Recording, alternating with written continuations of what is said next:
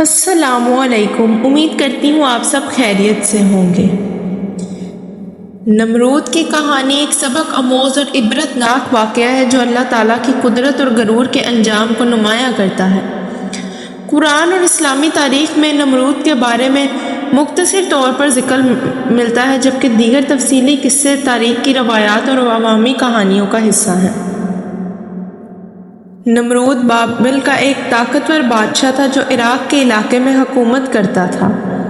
وہ بہت مغرور، جابر اور خود سر حکمران تھا۔ کہا جاتا ہے کہ نمرود کی سلطنت نہایت وسیع تھی اور وہ اپنے وقت کا سب سے طاقتور بادشاہ سمجھا جاتا تھا۔ نمرود کی سب سے بڑی گمراہی اس کا دعویٰ تھا کہ وہ خدا ہے۔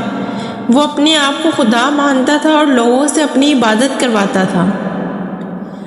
اس کی سلطنت کے لوگ اس کے ظلم و ستم کی وجہ سے مجبور ہو کر اسے خدا مانتے تھے۔ اللہ تعالیٰ نے اس دور میں حضرت ابراہیم علیہ السلام کو نبوت عطا فرمائی۔ حضرت ابراہیم علیہ السلام اللہ کے سب سے خاص نبی تھے جنہوں نے لوگوں کو اللہ کی وحدانیت کی دعوت دی اور بت پرستی سے روکا۔ نمرود کی سلطنت میں بھی بت پرستی عام تھی اور حضرت ابراہیم علیہ السلام نے اس نظام کے خلاف کھڑے ہو کر حق کی آواز بلند کی۔ ان کا پیغام تھا کہ اللہ ایک ہے اور وہی عبادت کے لائق ہے۔ بت اور دیگر معبود انسان کے ہاتھ کی تخلیق ہیں جن میں کوئی طاقت نہیں۔ اللہ ہی زندگی اور موت کا مالک ہے۔ جب نمرود نے حضرت ابراہیم علیہ السلام کی دعوت کے بارے میں سنا تو وہ بہت ناراض ہوا۔ اس نے حضرت ابراہیم علیہ السلام کو اپنے دربار میں بلایا اور ان سے مناظرہ کیا۔ قرآن مجید میں اس واقعے کا ذکر یوں ہے: کیا آپ نے اس شخص کو نہیں دیکھا جس نے ابراہیم سے ان کے رب کے بارے میں جھگڑا کیا، اس وجہ سے کہ اللہ نے اسے بادشاہت دی تھی؟ جب ابراہیم نے کہا میرا رب وہ ہے جو زندگی دیتا اور موت دیتا ہے، تو اس نے کہا کہ میں بھی زندگی اور موت دیتا ہوں۔ نمرود نے دعویٰ کیا کہ وہ بھی زندگی اور موت دے سکتا ہے۔ اس نے 2 قیدیوں کو دربار میں لانے کا حکم دیا، ایک کو آزاد کر دیا اور دوسرے کو قتل کر دیا اور کہا دیکھو میں نے زندگی اور موت دی۔ حضرت ابراہیم علیہ السلام نے نمرود کو جواب دیا میرا رب سورج کو مشرق سے نکالتا ہے اور اگر تو خدا ہے تو اسے مغرب سے نکال کر دکھا۔ یہ سن کر نمرود لاجواب ہو گیا اور کوئی جواب نہیں دے سکا۔ نمرود نے حضرت ابراہیم علیہ السلام کے پیغام کو برداشت نہ کیا اور ان کے قتل کا منصوبہ بنایا۔ اس نے اپنی سلطنت کے لوگوں کو حکم دیا کہ ایک بہت بڑی آگ جلائی جائے اور حضرت ابراہیم کو اس میں ڈال دیا جائے۔ یہ اتنی بڑی آگ تھی کہ پرندے بھی اس کے قریب گزرنے کی ہمت نہیں رکھتے تھے۔ حضرت ابراہیم علیہ السلام کو ایک منجنیق کے ذریعے اس آگ میں پھینک دیا گیا، لیکن اللہ تعالیٰ نے اپنے نبی کو بچا لیا اور آگ کو حکم دیا ہے آگ ٹھنڈی ہو جا اور ابراہیم کے لیے سلامتی کا ذریعہ بن جا۔ آگ حضرت ابراہیم علیہ السلام کو نقصان پہنچانے کے بجائے ان کے لیے ٹھنڈی ہو گئی اور وہ اس سے محفوظ باہر آ گئے۔ یہ واقعہ نمرود اور اس کے درباریوں کے لیے ایک بڑی حیرت کا باعث تھا، لیکن ان کے دلوں پر مہر لگی ہوئی تھی، اس لیے وہ ایمان نہ لائے۔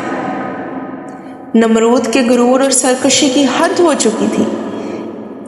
اس نے اس پر اللہ کا عذاب نازل کرنے کا فیصلہ کر لیا۔ روایت میں آتا ہے کہ اللہ نے نمرود کی سلطنت پر ایک ایسی قوم کو مسلط کیا جو اسے تباہ کرنے والی تھی۔ روایات کے مطابق نمرود کے انجام کا سب سے مشہور واقعہ یہ ہے کہ اللہ نے ایک چھوٹے سے مچھر کو اس کے لیے عذاب کا ذریعہ بنا دیا۔ مچھر نمرود کے نتھنے میں داخل ہو گیا اور اس کے دماغ تک پہنچ گیا۔ مچھر کی موجودگی نے نمرود کو شدید اذیت میں مبتلا کر دیا۔ وہ دن رات اپنے سر کو دیوار پر مارتا اور اس کے نوکر اس کے سر پر جوتے مارتے تاکہ اسے کچھ سکون ملے۔ یہ عذاب اس وقت تک جاری رہا جب تک نمرود ہلاک نہ ہو گیا۔ یوں اللہ نے دنیا کے سب سے طاقتور بادشاہ کو ایک معمولی مخلوق کے ذریعے ذلیل کر دیا۔ نمرود کے دور میں بت پرستی عام تھی۔ لوگ اپنے ہاتھوں سے بت بناتے اور ان کی عبادت کرتے تھے۔ حضرت ابراہیم علیہ السلام نے اس گمراہی کو ختم کرنے کے لیے ایک جرأت مندانہ قدم اٹھایا۔ ایک دن جب تمام لوگ اپنے تہوار کے لیے شہر سے باہر گئے تو حضرت ابراہیم علیہ السلام نے بت خانے میں جا کر تمام بتوں کو توڑ دیا سوائے ایک بڑے بت کے۔